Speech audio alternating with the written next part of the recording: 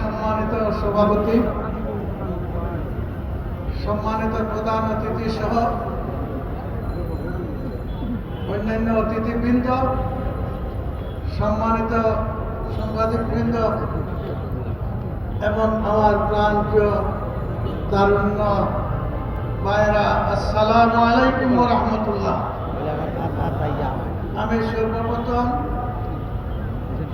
আন্তরিকভাবে ধন্যবাদ জানাচ্ছি এবং স্মরণ করছি সেই জুলাই যোদ্ধাদের, যাদের শাহাদাতের বিনিময়ে, যাদের পঙ্গুত্বের বিনিময়ে আজকে এই নতুন বাংলাদেশ লাভ করেছি। আমার বন্ধুগণ, এই বাংলাদেশকে নিয়ে আজকে আবার সিনেমিনি খেলা শুরু হয়ে গেছে। যেভাবে এই তারুণ্যরা আমাদেরকে এই নতুন বাংলাদেশ এনে দিয়েছে, আমার বিশ্বাস এই ভারতের দলালদের বিরুদ্ধে প্রয়োজনে আর একটি জুলাই সংগঠিত করা হলো। এদেশের স্বাধীনতা তোমরা রক্ষা করতে পারবে কিনা দুই হাত তুলে আমি দেখতে চাই।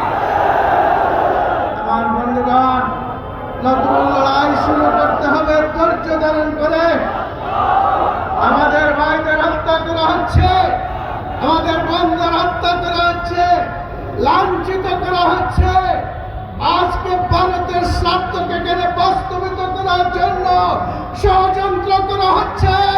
এই তারুণ্যরা বেঁচে থাকতে ওই ষড়যন্ত্রকারীদের দুই হাত ভেঙে চুরমার করে দিবে ইনশাআল্লাহ। আমি আগামী 12 তারিখের যে নির্বাচন, এই নির্বাচনের সবচেয়ে গুরুত্বপূর্ণ অংশ হচ্ছে এই নির্বাচনে সবাইকে উপস্থিত হতে হবে। কেউ আসলে এই নির্বাচন সেন্টার থেকে দূরে থাকবে না। এরপরে এই নির্বাচনে গিয়ে এর পক্ষে ভোট দিতেই হবে। এই জুলাই যুদ্ধদের স্বীকৃতি দিতে হবে, জুলাই সনদকে স্বীকৃতি দিতে হবে। যারা এই জুলাই সনদের বিরুদ্ধে, ভোটের বিরুদ্ধে অবস্থান করবে, জেনে রাখুন এরা বাংলাদেশ পন্থী নয়, এরা ভারতপন্থী। সুতরাং ভারতপন্থীদের এখানে নির্বাচন করার কোনো অধিকার নাই। আমার বন্ধুগণ, আমি সবাইকে বিশেষ করে এ তারুণ্যকে আমি অভিবাদন জানাচ্ছি। আগামী জাতীয় নির্বাচনে তোমরা যদি সঠিকভাবে ময়দানে দাঁড়াতে পারো, তাহলে আমাদের শেষ রক্তবিন্দু দিয়ে হলো তোমাদের নেতৃত্ব দিয়ে যাব। আমি বিশ্বাস করি এই নেতৃত্বে কারা আমার সাথে থাকতে পারবে, সেটা আমি জানতে চাই।